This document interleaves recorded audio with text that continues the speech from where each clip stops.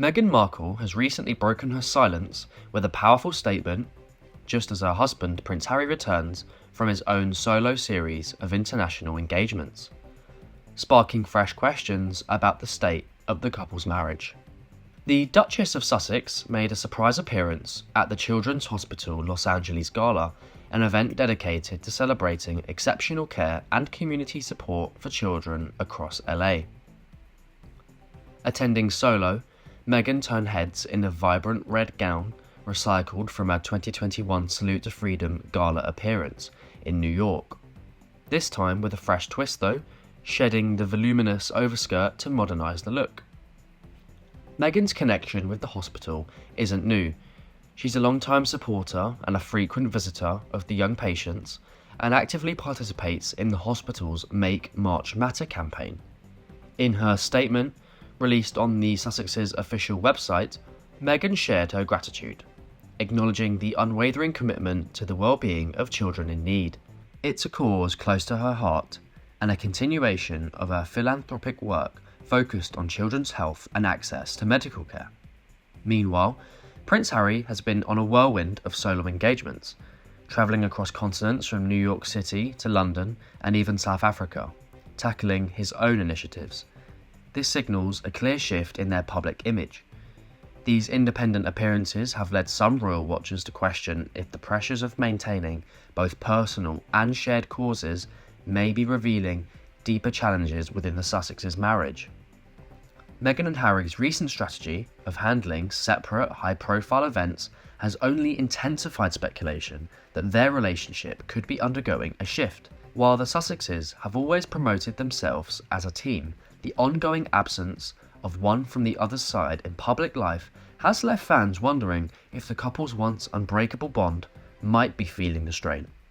Charles Ray, former royal correspondent at The Sun, and Ingrid Seward, editor-in-chief at Majesty magazine, have both recently shared their insights with GBNews on whether Prince Harry appears happier during his solo trips.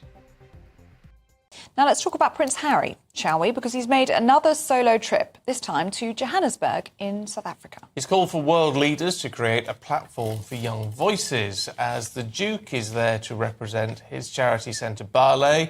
It's an HIV charity that he co-founded. Well, meanwhile, Prince William has revealed that he was not present at the Olympics in Paris, as he feared he might bring COVID home to Catherine.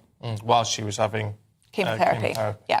Let's talk to Editor-in-Chief of Majesty magazine, Ingrid Seward. Good to see you, Ingrid. Can we talk about Harry first and foremost, and Lesotho and Centre Bale? I mean, all these things which he's been associated with for a long time, but have been off the radar for a long time. How important is it that he's now getting back involved? Well, I think Harry's come to the realisation that he must go back to what he does best, which is actually working with kids. He's always been brilliant with children, and he founded Centable, which means forget me not, which is with the Prince of Lesotho, and it was in 2006. So he's been doing this for a long time, and it's really was one of his pet projects. But he hasn't been back for 6 years. But now he's gone back, and he's been welcomed hugely, and he's had meetings with the King and the Queen and travelled with his friend the Prince. And what they're trying to do is get these people of Lesotho into work, the women of Lesotho into work, and also their children who were born with HIV, some of them. This was the main thrust of it in the beginning. And they built schools, they built all kinds of things to sort of help this education of this nation. I think we should read into the fact that we are seeing more and more of Prince Harry out on these solo trips. We know that this is something he's really passionate about. It's clear from even reading his book Spare that this is something that he deeply, deeply cares about. We saw him at the Well Child Awards in London, didn't we, just last week? And now he's in South Africa by himself, and there's no sign of Meghan. There's no sign of Meghan because I think Harry knows that he does these things best on his own. I mean, there's no point in him taking Meghan to Lesotho, and there's the Well Child, although I think she came last time he was here, last year. But I think, I can't remember actually if she was there or not, but he's better on his own. And either Harry or maybe his advisors have said to him, "So you need to raise your own profile and do it by doing what you do best, which is working with children and the disadvantaged." He's always been brilliant at that. It's not about raising profile in the sense. I mean, we do know when he's been in Lesotho in the past, he's prepared to get his hands dirty. He likes to get stuck in. I mean, it's part of the charm of him in all of this. Is there a sense, and I might be speaking out of turn, but is there a sense that Meghan will only do stuff where it is a PR opportunity rather than actual work? Well, I think we like to think that. I don't know, but it does seem that I think Harry actually knows that he's better doing this on his own. I mean, he sat down for a very well publicised fireside chat with the chairman of the charity and the king and the queen. But what I still can't understand is what he was trying to say. He sort of said we must do something, but I wasn't quite sure what he was intending to do. So Harry's message is still not very clear. It's still cloaked in sort of California speak. So I feel that he needs to get out more, because when he does speak, when he's actually giving a talk, he's very eloquent. But from this Lesotho trip, I couldn't quite get what he was trying to do. Maybe he was just trying to raise the profile of the charity. But it's very much better for him to do it without his wife, because otherwise attention's deflected onto her and what she's wearing. That's a good point. Ingrid Seward, good to see you this morning. Thank you very much. Well, we're joined now by Charles Ray, former editor of The Sun. Charles, thank you very much for joining us. When I see these things with Prince Harry, I think to myself, this is what you would have been doing as a working royal. I don't get it, really. And he actually seems a lot happier. A lot of people suggesting that it's because Meghan's not there. Well, what's your take on it? I agree with that. The fact that Meghan's not there, I think, is a big plus for Harry. And it's really nice to see Harry again back to being the smiley guy that he always was, doing what he does best of all, helping his various charities, promoting those charities, helping to raise money for those charities.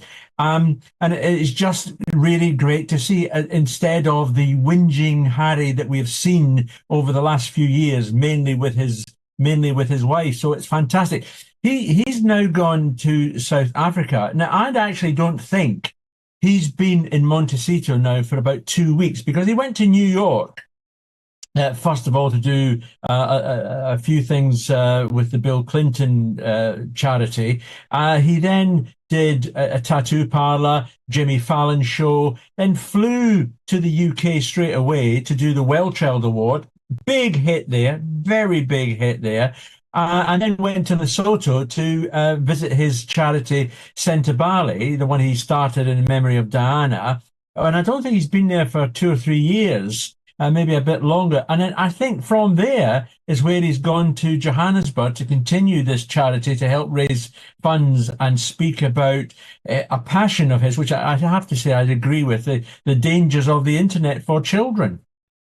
Yeah, Charles, who's got the kids then? Are you suggesting maybe Harry's not seen the kids in 2 weeks? Because as a father, that's a bit of a stretch for, I don't know, normal people, normal parents. Who's got the kids? Well, I'm not sure whether he's actually jetted back to Montecito. If he has, he's only been there for about two days. I mean, look, Ben, we live in an age where you've got FaceTime and everything else, so it's much easier to see your kids as well. I mean, when I was a working journalist and away for a long time, I didn't see my kids for a couple of weeks or 3 weeks. But all I had then was the phone. We didn't have this sort of great new technology, FaceTime and all that sort of stuff. But I can't see where he went back to Montecito. He may well have, but I can't see where he did. Now, Meghan's got the children. She's back in Montecito. She's obviously looking after them as most mothers do in any case.